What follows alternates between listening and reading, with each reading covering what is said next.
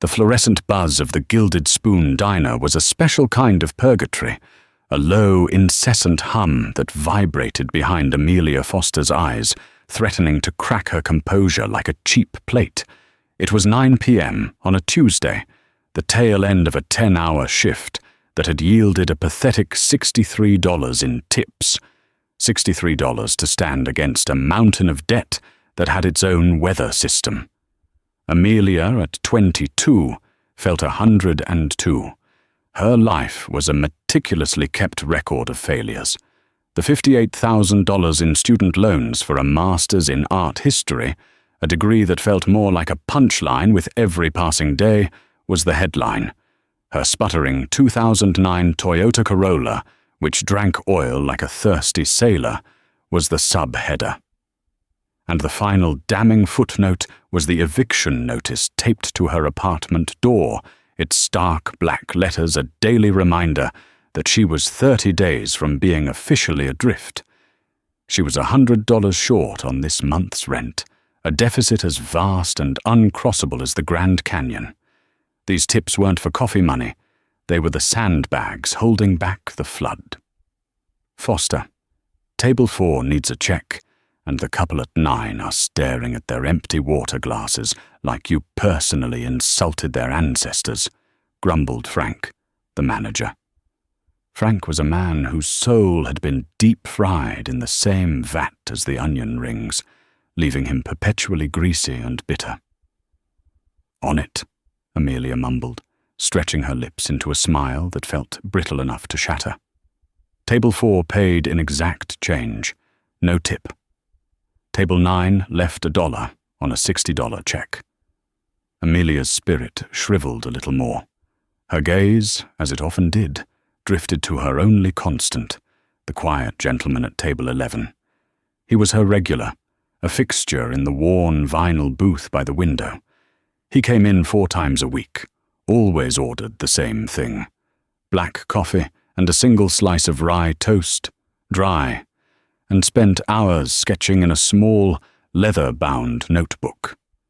He wore a tweed jacket, frayed at the cuffs but impeccably clean, and his hands, though spotted with age, moved with the steady, practiced grace of an artist. He never made small talk, never complained, and possessed a profound, self-contained solitude that Amelia found strangely comforting. According to the crumpled loyalty card he'd once produced, his name was Mr. Finch. To Amelia, he was a silent monument to a bygone era of dignity and quiet contemplation. He reminded her of her grandfather, a man who could find beauty in the grain of a wooden table, a memory that now carried the sharp sting of fresh grief. Tonight, however, was an anomaly. When Amelia approached to warm his coffee, he looked up, his pale blue eyes surprisingly lucid. "Excuse me, miss," he said, his voice a dry rustle of old paper. "Tonight, I think I'll have the duck confit." Amelia blinked. The duck confit, with its balsamic glaze and wild rice pilaf, was the most expensive item on the menu, $48. "Of course, Mr. Finch. An excellent choice. And to drink?" A small melancholic smile touched his lips. "I believe a glass of the Pinot Noir would be appropriate, the one from Oregon." Amelia nodded, her professional mask hiding a wave of bewilderment. With the appetizer he'd already ordered, a wild indulgence of calamari, his bill was approaching $90. Perhaps it was a birthday. Perhaps he'd received good news. A small, vicarious warmth bloomed in her chest. She wanted, desperately, for something good to have happened to him. An hour later, as the diner thinned out, Mr. Finch sat back, his plate wiped clean. He had eaten with a slow, deliberate reverence, as if each bite were a sacred act. He finally signaled for the check. Amelia printed the slip, $94.50. She placed it discreetly on his table. "Take your time, sir." A few minutes later, she watched him pull out a thin, well-worn wallet. He produced a standard-issue bank debit card and slid it onto the tray. She returned with the portable machine, a flicker of unease stirring in her gut. He inserted the card. The machine whirred, then emitted a shrill, brutal beep that cut through the diner's quiet hum. Declined. A cold dread washed over Amelia. Mr. Finch's face, already pale, became a mask of chalky white. A tremor started in his elegant hands. "Oh," he whispered, the sound barely audible. That is impossible. My pension was deposited this morning. Would you please try it once more?" Amelia could feel Frank's beady eyes on her from behind the counter. She ran the card again. The same damning shriek. Declined. Insufficient funds. "My heavens!" Mr. Finch stammered, his eyes darting around the room as if seeking an escape route. The colour rose in his cheeks, a painful, mottled flush of pure mortification. He began a frantic, fluttering search of his coat pockets. I don't understand. Hey, Foster! Problem over there?" Frank's voice boomed across the room, laced with accusation. The few remaining patrons turned to stare. Mr. Finch's private agony was now a public spectacle. He visibly shrank into himself, a man cornered by a simple plate of duck. A hot, fierce wave of anger surged through Amelia. It wasn't pity. It was a white-hot rage at the casual cruelty of the world, at a system that could strip a dignified old man of his composure over $94. She saw the eviction notice in her mind's eye. She thought of her gas tank, its needle resting firmly on E. She looked at Mr. Finch's terrified, watery blue eyes. "It's nothing, Frank," she called back, her voice sharp with an authority she didn't feel. She turned back to Mr. Finch, leaning in close, creating a small shield with her body. "Please don't you worry about a thing," she whispered urgently. She pulled her own worn wallet from her apron, the one held together with duct tape. She slid out her own debit card. "Miss, no, I couldn't possibly allow," he began, his voice choked with shame.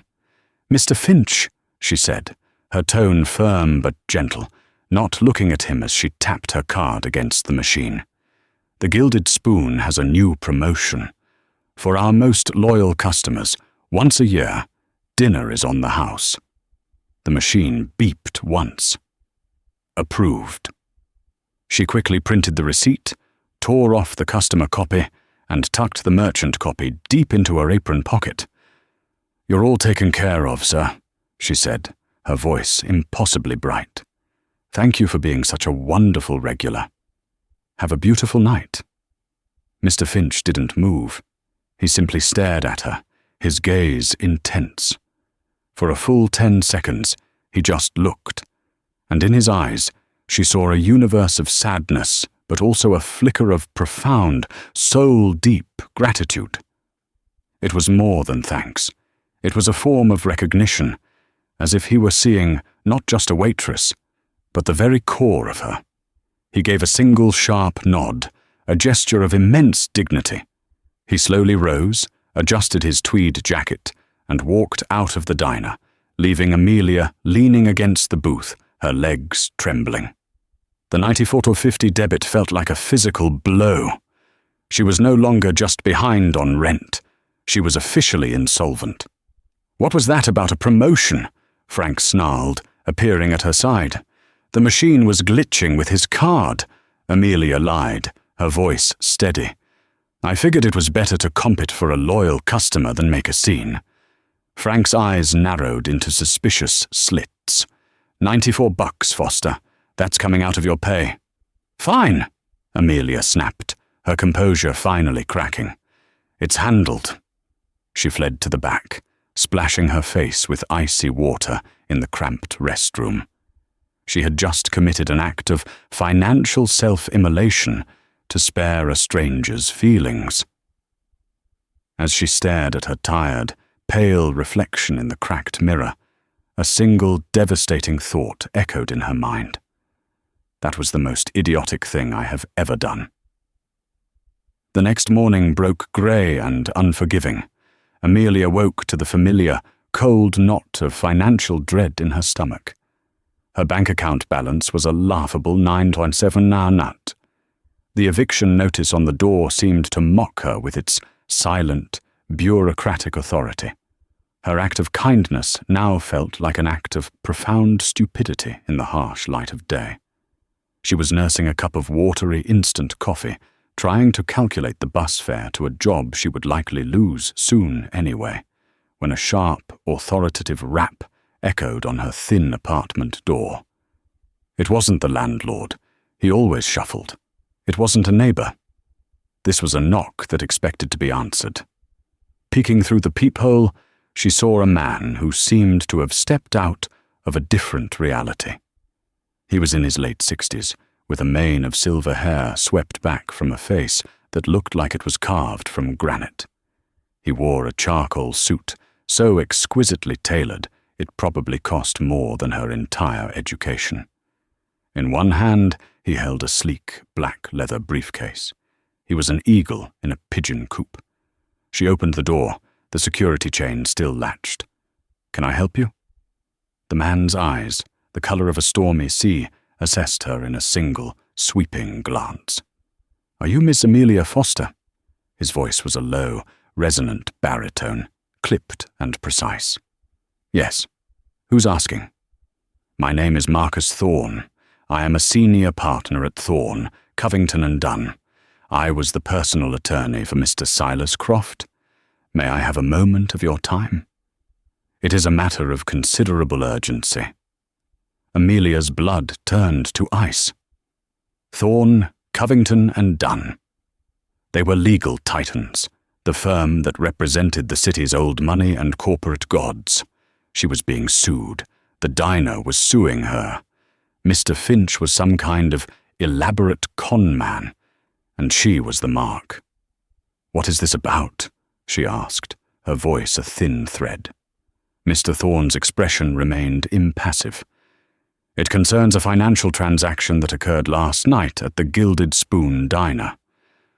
Oh God, she was going to be sick.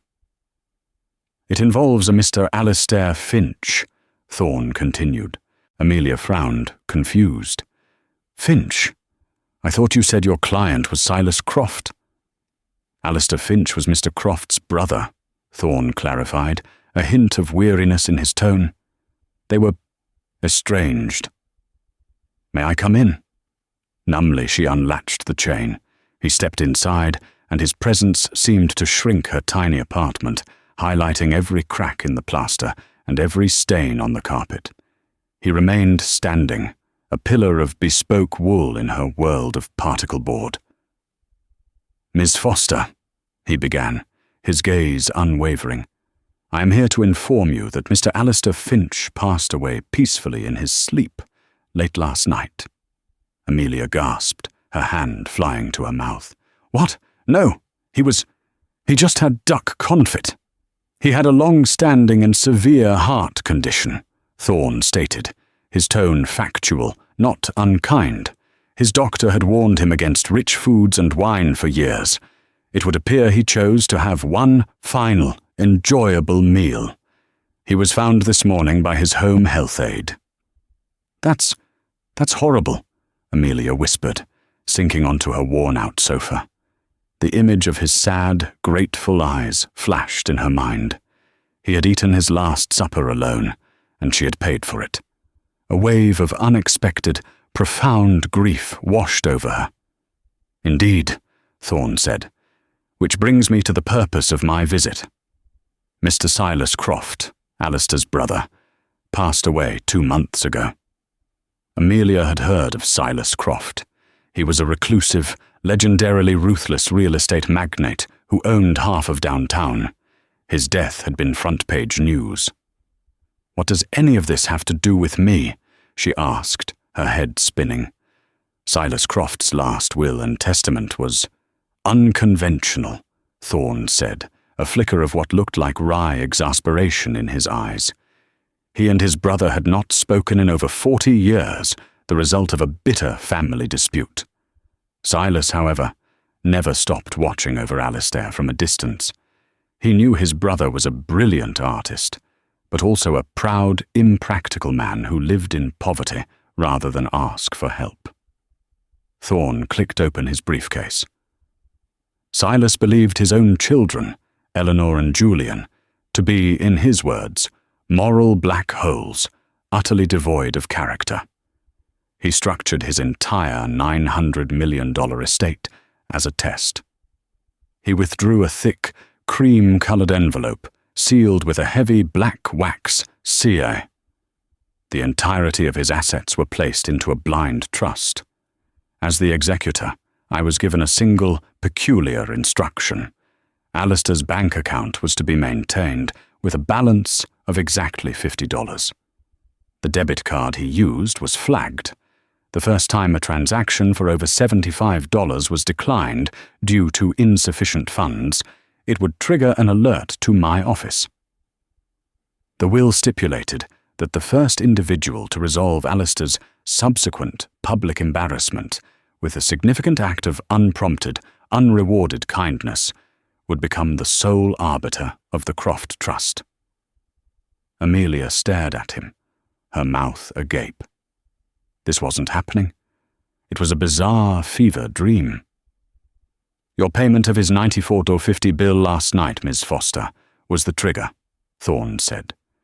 "You are the first person in the 5 years this test has been silently active to pass it. A nurse once offered him $5. A bus driver let him ride for free. You paid for his entire meal, a sum that, I am aware, was not insignificant to you." Amelia couldn't form words. "You don't have to understand it now," Thorne said, placing the heavy envelope on her rickety coffee table. "My client, Mr. Silas Croft, was a brilliant but very strange man. My legal obligation to him is to deliver this to you. My advice to you, as a human being, is to proceed with extreme caution." He handed her a business card. "Inside that envelope is a key and an address. What you do next is your decision. I strongly suggest you contact me before you do anything." "Caution? Why?"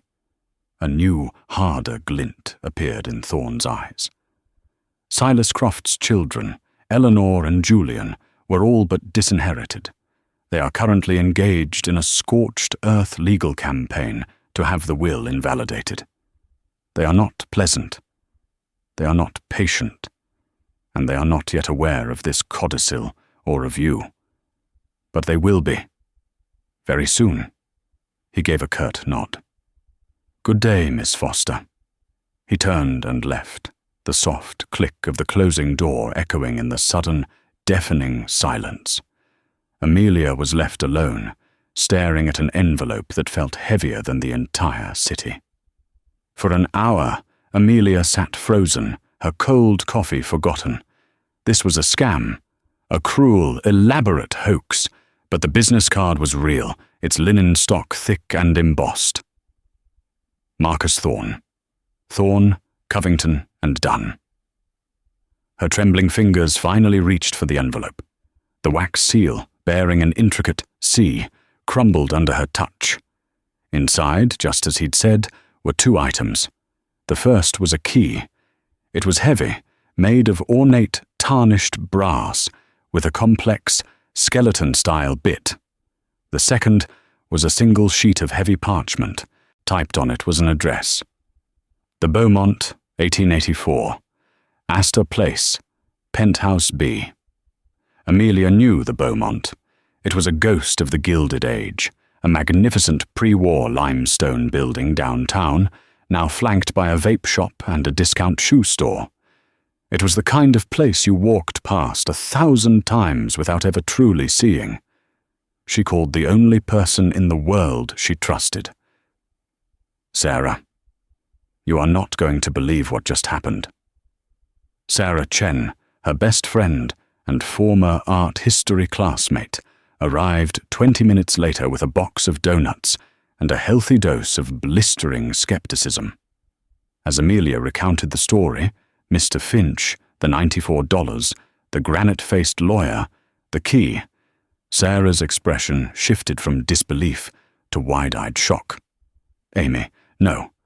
This is either a trap or a fairy tale, and fairy tales aren't real, Sarah said, pacing the small apartment. This is how people get kidnapped. You open that door, and it's a setup. He was from Thorne, Covington and Dunn, Sarah. I Googled him. Marcus Thorne is the head of their estate planning division. He's represented some of the most powerful people in the country. Sarah stopped pacing, her eyes fixed on the key in Amelia's hand. Okay, so it's not a prank, which means it's real. Oh my God, Amy, that's even scarier. What do I do? Amelia whispered. You go, Sarah said, a thrill of excitement cutting through her fear. Obviously you go, and I'm going with you. We're taking my car. Yours sounds like it's coughing up a lung. The lobby of the Beaumont was a study in faded grandeur, smelling of lemon polish, old paper, and dust. The brass-caged elevator, operated by a uniformed attendant who looked as old as the building itself, groaned its way to the top floor. The penthouse level was a single, unmarked mahogany door. This is it, Amelia breathed, her heart a frantic drum against her ribs. The brass key slid into the lock with a well-oiled click. She pushed the heavy door open. It swung inward on a vast, silent space. The apartment wasn't a home, it was a private museum, a time capsule sealed against the modern world. Sunlight streamed through enormous arched windows, illuminating dust motes dancing in the air. The floors were dark, polished herringbone. The walls were lined with bookshelves and, everywhere, paintings. Dozens of them. But it wasn't the opulent furniture or the priceless antiques that made Amelia gasp. It was the art. The style was unmistakable. The same bold, expressive lines, the same melancholic undertones she'd seen in Mr. Finch's sketchbook. This was his life's work. A massive, breathtaking collection of Alastair Finch's paintings, unseen by the world. On a large mahogany desk overlooking the city, 2 items sat waiting. The first was Alastair's sketchbook, the one from the diner. The second was another cream-colored envelope, identical to the first. This one, however, was addressed in a strong, angry script, to the one who saw. Amelia's hands shook as she opened it. The letter inside was from Silas Croft, dated just before his death. To the individual reading this, if you are in this room, it means you saw my brother. Not the shabby old man, not the charity case, but the person. For that, you have my eternal gratitude, and you have become the instrument of my final and most important business dealing. My name is Silas Croft. 42 years ago, my brother Alastair and I had a fight. I offered to be his patron, to fund his work, to make him famous. He called my money a gilded cage, and told me I saw art only as a column in a ledger. He was right. I was a fool who knew the price of everything and the value of nothing. He walked out of my life that day, and my pride, that damned, ruinous pride, wouldn't let me go after him. I built an empire of glass and steel, but my life was hollow. My own children, Julian and Eleanor, are my greatest failures. They are vultures in custom-made suits, waiting for me to die so they can melt down my legacy and forge it into gaudy trinkets. They will not have it. My official will, the one they are currently shredding in court, leaves them $1 each. The entirety of my estate, liquid assets, properties, and my art collection, valued at just under $1 billion, has been placed in the Alastair and Silas Croft Foundation. Its purpose is to fund struggling artists and preserve the dignity of the elderly poor. But it needed a director, a human key, someone with the decency my own blood lacks. The test was simple. I put Alistair in a position of minor distress. You, by covering his bill, proved your character. You, Amelia Foster, are the key. This apartment was Alistair's secret studio, which I funded anonymously for decades through a series of shell corporations. He never knew it was from me. He thought it was from a mysterious European benefactor. The paintings in this room are his legacy. They are priceless, and they are now yours to protect. This is not a gift. It is a weapon. My children will find you. They will try to crush you. They see compassion as a weakness to be exploited. Prove them wrong. Do not let them erase him. Do not let them win. Sincerely, Silas Croft. Amelia sank into a leather armchair, the letter trembling in her hand. Sarah read it over her shoulder, her jaw slack. $1 billion. Amy, you're the director of $1 billion foundation. He left me a war, Amelia whispered, her voice grim. Her eyes fell on Alistair's sketchbook. She picked it up, her fingers tracing the worn leather cover. She opened it to the last page, to the final sketch he ever made. It was a drawing of her, a quick, impressionistic study of a young waitress leaning against a counter, her face etched with exhaustion and a surprising kindness. Beneath it, in his spidery script, was a single line. She saw. After all these years, someone finally saw. Tears streamed down Amelia's face. The $94, the eviction notice, the debt, it all melted away, replaced by the crushing weight of this new reality. It was in that moment of profound, terrifying clarity that they heard it. The sound of another key scraping in the lock of the penthouse door. The handle jiggled violently. A furious pounding began. "Open this door!" A man's voice, slick with rage and entitlement, bellowed. "We know someone is in there. This is private Croft property." Amelia and Sarah froze, their blood running cold. "Who is it?" Sarah whispered, grabbing a heavy bronze sculpture from a nearby table. "It has to be them," Amelia breathed. "Eleanor and Julian." "I'm calling security." A sharp, female voice cut through the door. "You have 5 seconds to open this door before we have it drilled."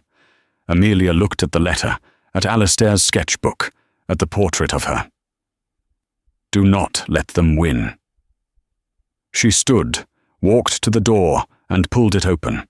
The 2 people in the hallway were the living embodiment of inherited wealth. The man, Julian Croft, was tall, with the cruel, predatory good looks of a hawk. He wore a cashmere sweater and a sneer that seemed to be his default expression. The woman, Eleanor, was rail-thin and severe, dressed in a black power suit, her blonde hair pulled back in a tight, unforgiving chignon. Her eyes were chips of ice. They scanned Amelia, in her jeans and worn-out t-shirt, with a look of utter, bottomless contempt. "And what?" Eleanor said, her voice dripping with venom. "Is this?" "I'm Amelia Foster," Amelia said, shocked by the steadiness of her own voice. "I was invited." Julian let out a short, barking laugh. "Invited? By who? The ghost of our demented father. This penthouse has been sealed for months. How did you get in?" "I was given a key," Amelia said, holding up the brass key. Eleanor's eyes narrowed, a flicker of recognition and panic in their depths. "Where did you get that?" "It was delivered to me this morning, by Marcus Thorne." The color drained from their faces. They exchanged a swift, panicked glance. "Thorne?" Julian repeated, his voice dropping to a dangerous growl. "Why would our father's lawyer be giving keys to a stray?" "I'm the new director of the Alistair and Silas Croft Foundation," Amelia said, lifting her chin. There was a beat of stunned silence. Then Eleanor threw her head back and laughed, a sound like shattering glass. "Director? You? That's adorable. That foundation is a fantasy, the product of a sick old man's delusions. It's being invalidated. Our father was not of sound mind." "He was of sounder mind than you can possibly imagine," Amelia retorted, her grip tightening on the sketchbook. "And he knew exactly who you were." Julian's eyes locked onto the sketchbook. "What is that?" "Give it to me. That belongs to our family." He lunged for it. Sarah stepped between them, holding the bronze sculpture like a club. "Back off, Slick." "This is a private matter," Eleanor hissed. "You two gutter rats have stumbled into a world you cannot comprehend. You preyed on our poor, sick Uncle Alistair. We were just about to help him, and now we find a little gold digger like you has sunk her claws in." "I paid for his dinner," Amelia yelled, the injustice of the accusation making her see red. "His card was declined, and he was being humiliated. I paid $94 for his duck. I didn't even know who he was." "A likely story," Julian sneered. "You're a nobody. You have no idea what we can do to you." Eleanor stepped so close, Amelia could smell her expensive, cloying perfume. "Here is what's going to happen. You are going to give us that key and that book. You're going to sign a document stating you manipulated our uncle, and you will disappear." Julian pulled out a money clip, thick with $100 bills. He peeled off a stack. "Here's $20,000. Go buy yourself a new life, and forget you ever heard the name Croft." Amelia looked at the money. It was a fortune. It would solve every problem she had. It was the easy way out. She looked at Eleanor's smug, cruel face. She thought of Mr. Finch's final sketch. "Do not let them win." She looked Eleanor dead in the eye. "No." The smile vanished from Eleanor's face. "What did you say?" "No," Amelia repeated, her voice ringing with newfound conviction. "I'm not giving you anything. This apartment, this art, this foundation, they were entrusted to me. You are the ones who are trespassing. Now get out." Julian's face turned a shade of purple. "You will regret this for the rest of your short, miserable life." "We will see you in court," Eleanor said, her voice flat and cold as a tombstone. "We will prove our father was insane and that you are a conniving fraud. I will have my investigators dig into every corner of your life until there is nothing left but dust. I will ruin you. This is not a threat. It is a balance sheet. And you are a liability I am about to write off." She turned on her heel and stalked away. Julian gave Amelia one last look of pure, unadulterated hatred before following. They left, and in the echoing silence of the magnificent penthouse, Amelia knew the war had just begun. The following week was a systematic dismantling of Amelia Foster's life. It began on Monday. She went to her shift at the Gilded Spoon, her nerves shot, desperately needing the meager paycheck. At noon, during the height of the lunch rush, Eleanor Croft walked in, dressed in a Chanel suit that was an act of aggression in the Greasy Spoon diner. She sat at one of Amelia's tables. "I'd like to speak to the manager," Eleanor announced, her voice carrying through the room. When Frank ambled over, Eleanor stood up. "I am Eleanor Croft, this employee of yours," she said, pointing a perfectly manicured finger at Amelia, "is a con artist who has been preying upon my mentally infirm uncle. She is a predator who is currently under investigation for elder fraud and theft of private family assets." The diner fell silent. Every eye was on Amelia. "What?" Frank stammered, looking at Amelia with horror. "By employing this woman, your establishment is exposing itself to significant legal liability," Eleanor continued, her voice cold and clear. "I'm sure the city's Health and Safety Board would be very interested to know about the character of the people you have handling food here." "That's not true," Amelia cried, her face burning with a shame so profound it was physically painful. "Frank, please," she begged in a low voice. "This is a personal dispute. It's not what she says." "I don't care what it is," Frank hissed, grabbing her arm and pulling her toward the kitchen. "You're trouble. You're fired. Get your stuff and get out." He shoved her out the back door into the grimy alley, her purse and apron thrown after her. 2 days later, her landlord served her a formal eviction, citing a dozen fabricated noise complaints from neighbors she'd never even spoken to. A sleek black car was permanently parked across from her building, a man with a camera silently documenting her every move. They were isolating her, strangling her, erasing her. She was staying on Sarah's couch, living off ramen and fear. "This is insane, Amy," Sarah said, her face pale with worry. "They're monsters. Thorne called. Their lawyers made a formal offer. $5 million. Tax-free. Sign an NDA and walk away." Amelia stared at the wall, feeling herself begin to disappear. "Take it," Sarah pleaded, grabbing her hands. "Please, Amy, take the money. You can finish your degree. You can buy a house. You can be safe. This isn't your fight."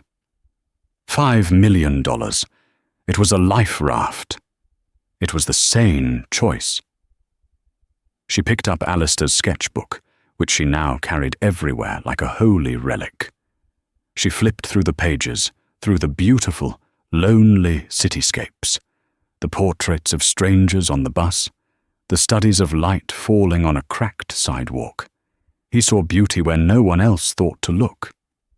Then she saw it. Tucked into a flap in the back of the sketchbook was a folded, yellowed piece of paper she'd missed before. It was a receipt from a gallery, dated 42 years ago. It was for the sale of a single painting, titled The Watcher of Belmont Bridge, by Alistair Finch. The buyer was listed as a numbered corporation based in Switzerland. The sale price was $50,000, a fortune at the time. Her art historian's mind clicked into place. The Watcher of Belmont Bridge wasn't just any painting. It was a semi-mythical masterpiece of the period, known only from a single black-and-white photograph. Its current whereabouts were one of the great mysteries of the art world. Alistair hadn't been a completor. The discovery was not a thunderclap, but a whisper in the dark. It came on the 8th night of her exile on Sarah's lumpy sofa, a night when the city outside was a smear of rain and neon, and the $5 million offer from Thorne felt less like a temptation and more like a lifeline. They had systematically dismantled her. Her job, her apartment, her reputation, all gone, erased by a series of precise, cruel strokes.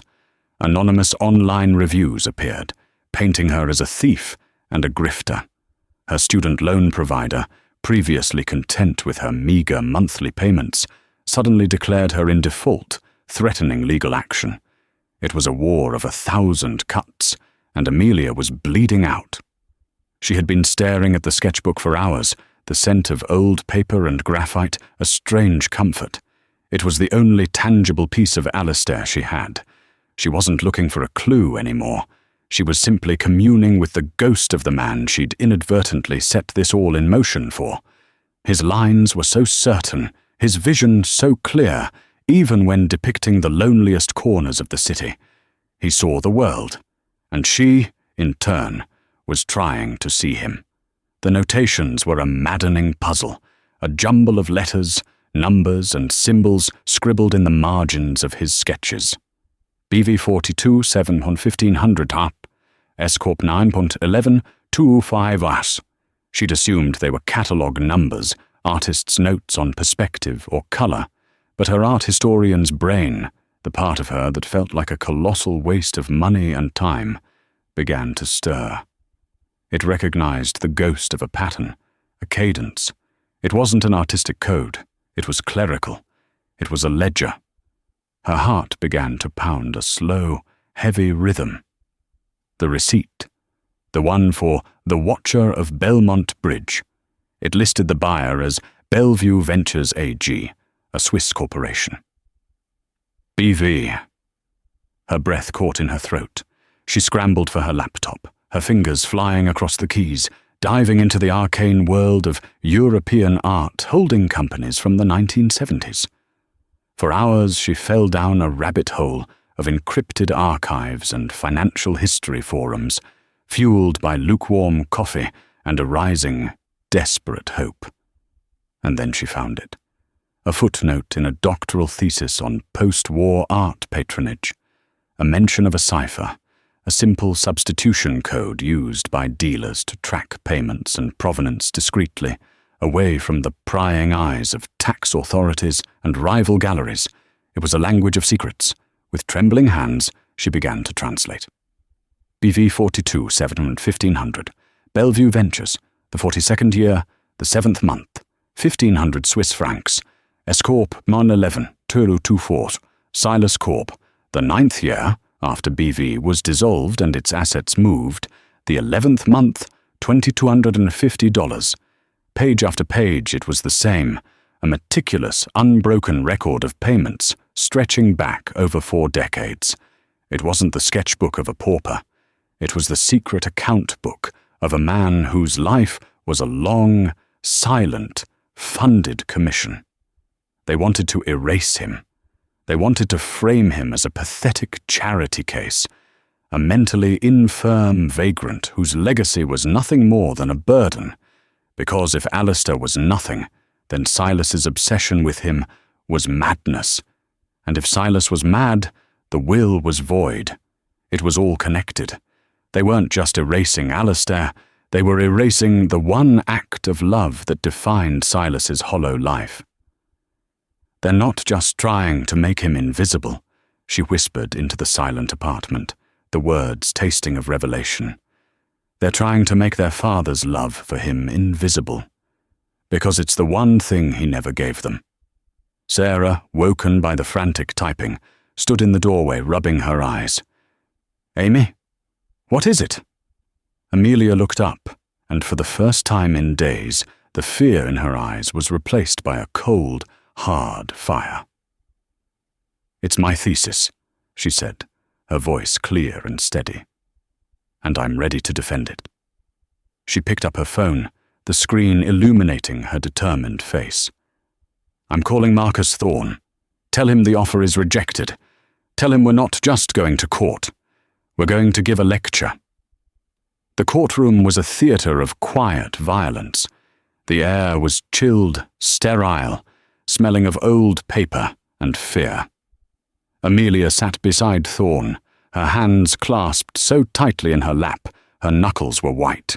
She wore a simple charcoal grey dress, the most expensive thing she'd ever owned, purchased by Thorne's firm and feeling like a costume on her skin.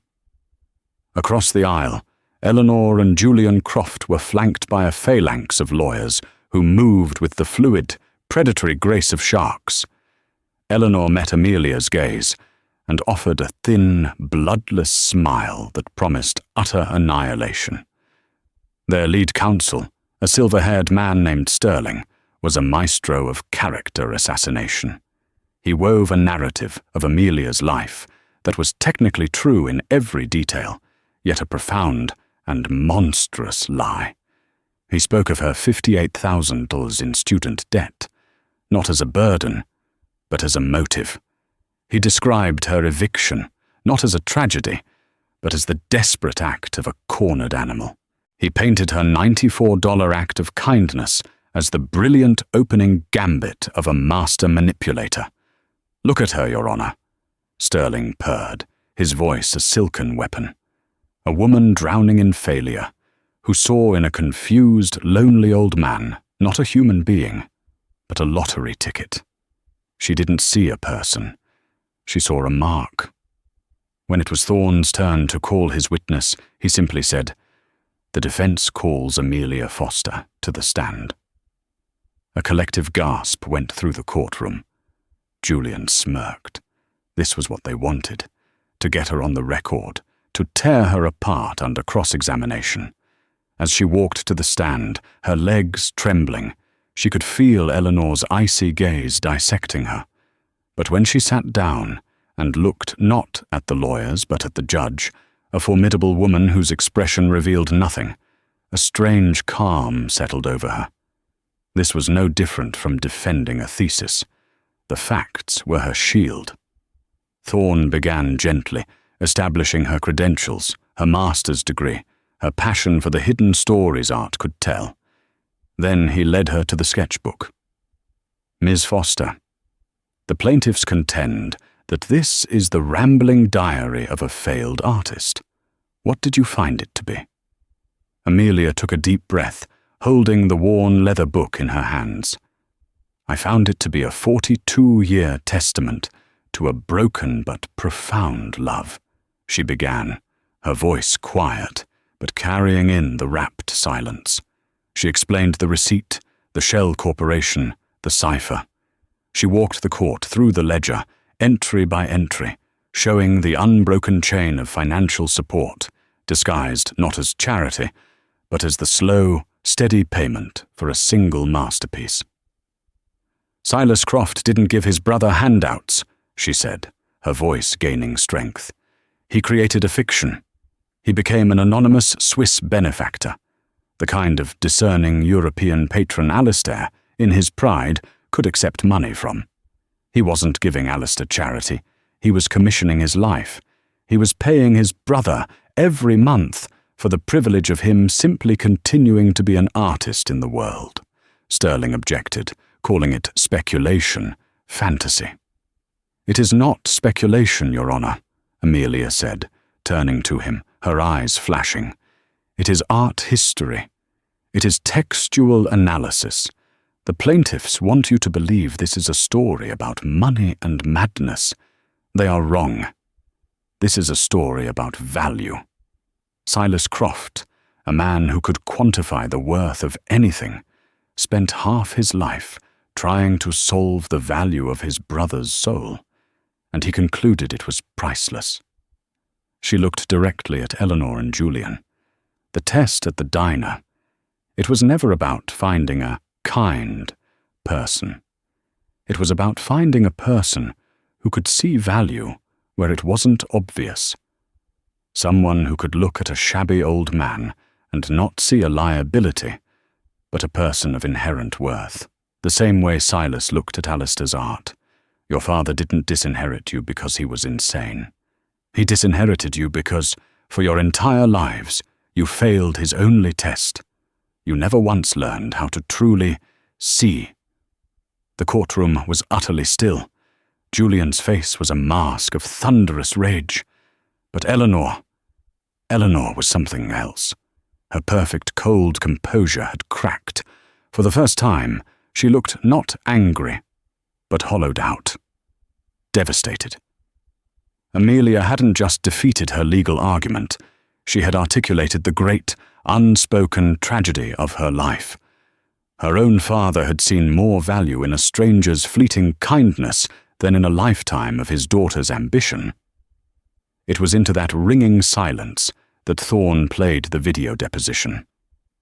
Silas Croft's spectral image filled the screen, his voice a ghostly rasp, confirming everything Amelia had just deduced. When the screen went dark, the case was over. The judge's gavel came down like a guillotine. The will was valid. The foundation was real. The director was Amelia. As Thorne's team erupted in quiet celebration and Sarah rushed to hug a weeping Amelia, Eleanor Croft rose slowly to her feet.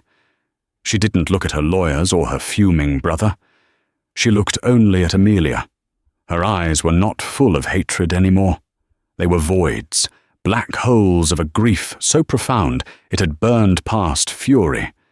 She gave a single, almost imperceptible nod, not of concession, but of terrifying, final recognition. Then she turned and walked out of the courtroom, a woman who had just inherited the full, crushing weight of her own invisibility. Victory did not feel like a triumph. It felt like a decompression, a sudden, violent shift in atmospheric pressure that left Amelia dizzy and nauseous. One moment she was a defendant, a specimen under a microscope. The next, She was the director of a billion-dollar foundation. The penthouse, which had once felt like a sanctuary, now felt like an opulent prison. The silence was immense, accusatory. The weight of Alistair's unseen masterpieces, of Silas's secret legacy, of $900 million pressed down on her. For weeks, she drifted through her new life like a ghost. She would wake up in a bedroom larger than her entire old apartment and feel a pang of homesickness for the familiar cracks in her ceiling. She would be fitted for bespoke suits by tailors who spoke in hushed, reverent tones, all the while feeling like a child playing dress-up in her mother's clothes. The imposter syndrome was a physical presence, a cold shadow that followed her from the foundation's gleaming boardroom to the echoing marble lobby. She had won the war, but she had no idea how to live in the peace. "You're looking at the balance sheet," Marcus Thorne told her one afternoon, finding her staring out the penthouse window at the city below. He was no longer just her lawyer. He had become a reluctant mentor, a weary Virgil guiding her through this strange new inferno. "You're seeing the numbers. Silas made the same mistake for most of his life." "I don't know how to do this," she confessed, her voice small. "I'm an art historian. I know about pigment composition and historical context. I don't know about tax shelters and endowment management." "Good," Thorne said, a rare, dry smile touching his lips. "The board of directors knows about that. They're accountants and investors. They're the engine. Your job is not to be the engine. Your job is to be the conscience. Your job is to remember the $94.50. His words struck a chord. The $94.50. The act of financial suicide that had started it all. It wasn't an abstraction. It was the feeling of a dwindling bank account, the smell of burnt coffee, the humiliation in an old man's eyes. That was the reality she couldn't forget. Her first board meeting was a trial by fire. She sat at the head of a massive mahogany table, surrounded by 12 men and women who radiated a quiet, effortless power. They were the trustees Silas had appointed, titans of industry and finance, and their skepticism toward her was a palpable force in the room. They presented charts and projections, speaking a language of derivatives and capital gains that made her head spin. They proposed a conservative, low-risk investment strategy focused on maximizing the endowment. When they finished, all eyes turned to her. This was her moment. The conscience. "Thank you," she said, her voice steadier than she felt. "Your strategy for growing the foundation's assets is sound, but you've forgotten its purpose. We are not a hedge fund. We are a weapon against invisibility." She slid a single piece of paper across the table. It was a proposal, the first initiative of the Alistair and Silas Croft Foundation. It was not a wing on a museum or a gala. It was the Gilded Spoon Grant. It was a program to provide emergency, no questions asked financial relief, up to $5,000 for seniors facing eviction, utility shutoffs, or unexpected medical bills. It was simple, direct, and, to the board, horrifyingly inefficient. "This is unvettable," one of the trustees sputtered. "The potential for fraud is enormous." "The potential for dignity is greater," Amelia countered, her gaze unwavering. Silas Croft built a test around a single moment of public humiliation. This program is designed to prevent those moments from ever happening. It is the core mission. It is non-negotiable. She saw a flicker of something in Thorne's eyes. Respect. The board, cowed by the force of her conviction and the ironclad authority granted to her in the Foundation's charter, reluctantly agreed. In that moment, the imposter began to fade. The director began to emerge. A year bled into 2. The Foundation flourished under her strange, fiercely humanistic leadership. She hired Sarah as her chief of staff, and together they built an organization that was both financially robust and radically empathetic. But a part of her remained tethered to the past. One crisp autumn afternoon, she found herself standing across the street from the Gilded Spoon. It looked exactly the same, tired, greasy, buzzing with that same purgatorial fluorescent light. She took a breath and walked inside. The bell over the door chimed. Frank was at the counter, his face as sour as ever. He looked up, and his eyes widened in disbelief. He saw her expensive wool coat, the quiet confidence in her posture. He saw someone he didn't recognize. "Foster," he croaked. "Hello, Frank," she said, her voice even. She wasn't there for revenge. She wasn't there for an apology. She was there to close a door. She sat at her old regular's booth, table 11. A young waitress, looking just as tired and frayed as Amelia once had, came over. "Coffee?" "Black coffee, please," Amelia said, "and a slice of rye toast, dry." As she sat there, sipping the watery coffee, the past and present converged. She was no longer the desperate girl counting tips, but the memory of her was so vivid it was like a phantom limb. She understood, with a clarity that was sharp and painful, that the $1 billion hadn't saved her. The $94.50 had. The money was just a consequence, a tool. The real inheritance was the act itself, the decision to see someone else's humanity as more important than her own survival. She finished her toast, left the young waitress a $500 tip on the $6 bill, and walked out before the girl could return. The grand opening of the Alastair Finch retrospective was a triumph.